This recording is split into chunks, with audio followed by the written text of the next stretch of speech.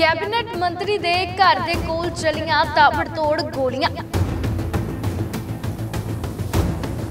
एक नौजवान दी दुकान ते दाखिल हो कुछ नौजवानां दे वल्लों वारदात नूं दित्ता गया अंजाम।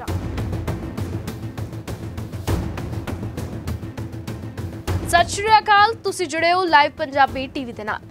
खबर जो इस वेले तुहाडे नाल सांझी करन जा रहे हैं कि पंजाब दे विच लगातार गुंडागर्दी दियां, कतल दियां, चोरी दियां जिहियां वारदातां वधदियां होईयां ही नज़र आ रहीआं ने। हुण इत्थे लोकां नूं बिल्कुल भी पुलिस प्रशासन दा कोई डर नहीं रहा। ते खबर हुण जंडियाला गुरु तो सामने आई है, जिथे कि रात दे समय दो नौजवान एक सलून दे विच दाखिल होए ने। असल च दुकान सी, इस दुकान दे विच दो नौजवान दाखिल होए ने ते उन्हां दे वल्लों ताबड़तोड़ गोलियां चलाउणियां शुरू कर दित्तियां गईयां। दुकान दे विच दुकान मालिक बैठा होया सी, उसदे उत्ते गोलियां चलाईयां गईयां ने ते दस्सिया जा रहा है कि नौजवान जख्मी हालत दे विच अपनी दुकान दे विच ही सीगा।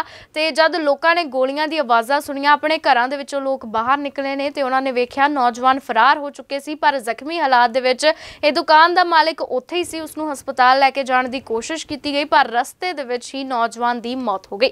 जिवें नौजवान दी मौत होई ते उसदे घरदिआं नूं फोन करके भी इस पूरे मामले दी जानकारी दित्ती गई। असल दे विच इह नौजवान दी पत्नी, बच्चे ते मां रखड़ी दे लई अपने रिश्तेदारां दे घर गए होए सीगे, जिस कारण कोई भी इस नौजवान दे कोल मौजूद नहीं सी ते अपने घर दे विच कुछ दिनां तो इकल्ला रह रिहा सी। दुकान ते रात दे समय नौजवान बैठा होया सी ते उसी वेले जिहड़े दो नौजवान इस दुकान च दाखिल होए ने ते उन्हां दे वल्लों गोलियां चलाउणियां शुरू कर दित्तियां गईयां। फायरिंग कीती गई है ते मौके तो वो दोवें जाने फरार हो गए। इस वारदात नूं अंजाम देण मगरों ते जिहड़ा इह नौजवान जिस दे उत्ते गोलियां चलाईयां गईयां, उसदी हालत काफ़ी नाजुक सी ते हस्पताल जांदे रस्ते दे विच उसदी मौत हो गई। ते जिहड़े इत्थे आस-पास इलाके दे विच लोक रहिंदे ने, उन्हां ने दस्सिया कि पिछले 10 दिनां दे विच इस इलाके 'च दूसरी घटना वापरी है ते सब तो वड्डी गल है कि कैबिनेट मंत्री दा घर इसी इलाके दे विच है, पर फिर भी इत्थे लोकां नूं किसी भी चीज़ दा कोई डर नहीं रहा है।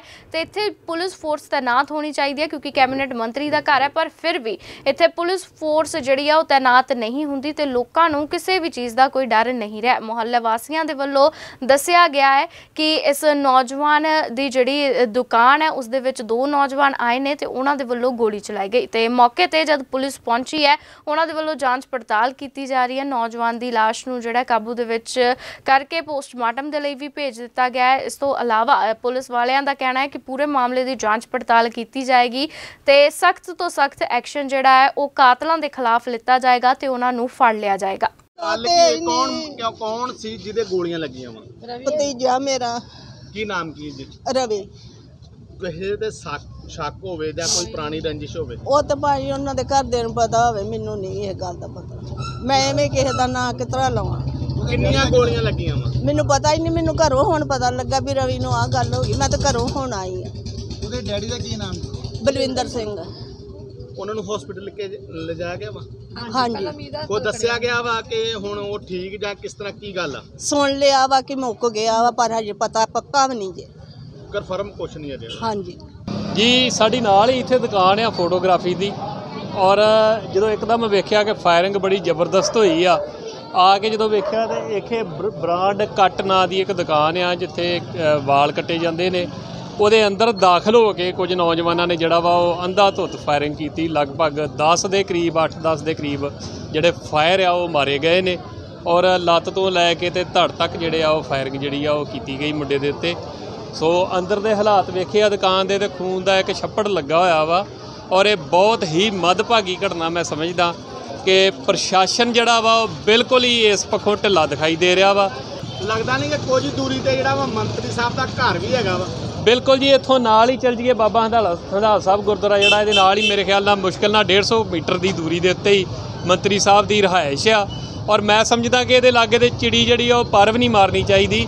ਮੰਤਰੀ ਸਾਹਿਬ ਜਿਹੜੇ ਨੇ, ਇਹਨਾਂ ਤੋਂ ਬੜੀਆਂ ਆਸਾਂ ਸੀਗੀਆਂ ਲੋਕਾਂ ਨੂੰ, ਇਹ ਚਾਹੁਣ ਤੇ ਅੱਜ ਹੀ ਪ੍ਰਸ਼ਾਸਨ ਨੂੰ ਹਰਕਤ ਦੇ ਵਿੱਚ ਲਿਆ ਕੇ ਆਪਣੇ ਸ਼ਹਿਰ ਦੇ ਵਿੱਚੋਂ ਨਸ਼ੇ ਦਾ ਤੇ ਇਹੋ ਜਿਹੇ ਜਿਹੜੇ ਗੈਂਗਸਟਰ ਨੇ, ਜਿਹੜੇ ਗੋਲੀ ਚਲਾਉਂਦੇ ਨੇ, ਜਿਹੜੇ ਆਏ ਦਿਨ ਕਤਲ ਹੁੰਦੇ ਨੇ, ਇਹਨਾਂ ਦੇ ਉੱਤੇ ਨਕੇਲ ਜਿਹੜੀ ਆ ਪਵਾ ਸਕਦੇ ਆ। ਪਰ ਗੱਲ ਸਿਰਫ ਤੇ ਸਿਰਫ ਇੱਕ ਚਾਹੁਣ ਦੀ ਆ। ਜੇ ਚਾਹਿਆ ਨਹੀਂ ਜਾਊਗਾ ਤੇ ਇਹ ਹਾਲਾਤ ਜਿਹੜੇ ਆ ਇਸੇ ਤਰ੍ਹਾਂ ਬਣੇ ਰਹਿਣਗੇ। ਠੀਕ ਹੈ। तफ्तीश कर रहे हैं जी, जो भी तफ्तीश के सामने आएगा दस देंगे सारे। 12 ਵਜੇ ਦੇ ਕਰੀਬ ਰਾਤੀ ਵੀ ਫਾਇਰਿੰਗ ਹੋਈ ਹੈ ਇਸ ਮਹੱਲੇ ਦੇ ਵਿੱਚ, ਇਲੈਕਸ਼ਨ ਹੋਈ ਹੈ। अच्छा जी, ਕੀ ਕਾਰਨ ਹੈ ਜਿਹੜੀ ਆਏ ਦਿਨ ਗੋਲੀ ਚੱਲਦੀ ਹੈ, ਕੀ ਕਾਰਨ ਕੀ ਹੈ? देखो पुलिस वालों सिक्योरिटी तो पूरी की जा रही है, फिर भी ਹੁਣ ਜਿਹੜੇ ਤਫਤੀਸ਼ ਦੇ ਸਾਹਮਣੇ ਤੁਹਾਡੇ ਮੈਂ ਦੱਸਿਆ ਜੋ ਵੀ ਸਾਹਮਣੇ ਗੱਲ ਆਏਗੀ ਉਹ ਤੁਹਾਡੇ ਸਾਹਮਣੇ ਆ ਹੀ ਜਾਣੀ ਹੈ ਜੀ। ਪਰ ਦੱਸਿਆ ਕੁਝ PCR ਦੀਆਂ ਵੱਡੀਆਂ ਤੁਹਾਨੂੰ ਪਤਾ ਗੱਡੀਆਂ ਲੱਗੀਆਂ ਨੇ 4-4 5-5 ਗੱਡੀਆਂ ਲੱਗੀਆਂ ਤੁਸੀਂ ਵਹਿੰਦੇ ਹੋ ਰਾਤ ਨੂੰ ਸਾਰੇ ਕਰਦੇ ਨੇ ਗਸ਼ਤ ਕਰਦੇ ਪਏ ਨੇ। ਫਿਰ ਵੀ ਚਲੋ ਜਿਹੜੀਆਂ ਵਾਰਦਾਤਾਂ ਹੁਣ ਤੁਸੀਂ ਸਿਆਣੇ ਜੇ ਤਫਤੀਸ਼ ਦੇ ਸਾਹਮਣੇ ਜਿਹੜਾ ਆਉਣੀ ਹੀ ਗੱਲ ਉਹ ਸਾਹਮਣੇ। ਕੀ ਕਾਰਨ ਰਿਹਾ ਵਾ ਗੋਲੀ ਚੱਲਣ ਦਾ? ਇਹ ਗੋਲੀ ਚੱਲਣ ਦਾ ਹੁਣ ਵੇਖਾਂਗੇ ਜਦੋਂ ਤਫਤੀਸ਼ ਦੇ ਸਾਹਮਣੇ ਬਿਆਨ ਹੋਣਗੇ ਸਰ। ਮੈਂ ਮੌਕੇ ਤੇ ਜੀ ਮੈਂ SHO ਸਾਹਿਬ ਗਏ ਨੇ ਉੱਥੇ ਮੌਕੇ ਤੇ ਉਹ ਹੀ ਦੱਸ ਸਕਦੇ ਨੇ ਜੀ। ਹਸਪੀਟਲ ਪਹੁੰਚਾ ਦਿੱਤਾ ਜਗ੍ਹਾ? ਹਾਂਜੀ ਹਸਪੀਟਲ ਪਹੁੰਚਾਤਾ ਜੀ ਇੱਥੋਂ। ਕਿੰਨੀਆਂ ਗੋਲੀਆਂ ਲੱਗੀਆਂ ਵਾ ਜੀ? ਨਹੀਂ ਮੈਨੂੰ ਨੌਲੇਜ ਨਹੀਂ ਹੈ, ਮੈਂ ਬਾਅਦ ਦੇ ਵਿੱਚ ਆਇਆ ਵਾਂ। ਹਾਂਜੀ ਲਾਈਵ ਪੰਜਾਬੀ ਟੀਵੀ ਹੁਣ ਭਾਰਤ ਵਿੱਚ Jio TV, Jio Fiber ਤੇ Tata Play ਤੇ ਵੀ ਦੇਖਿਆ ਜਾ ਸਕਦਾ ਹੈ।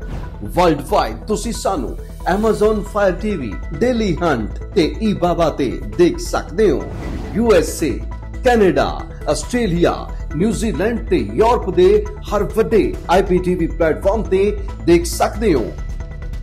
ਰੌਲੇ ਰੱਪੇ ਤੋਂ ਦੂਰ ਤੇ ਮੁੱਦੇ ਦੇ ਨੇੜੇ ਲਾਈਵ ਪੰਜਾਬੀ ਟੀਵੀ।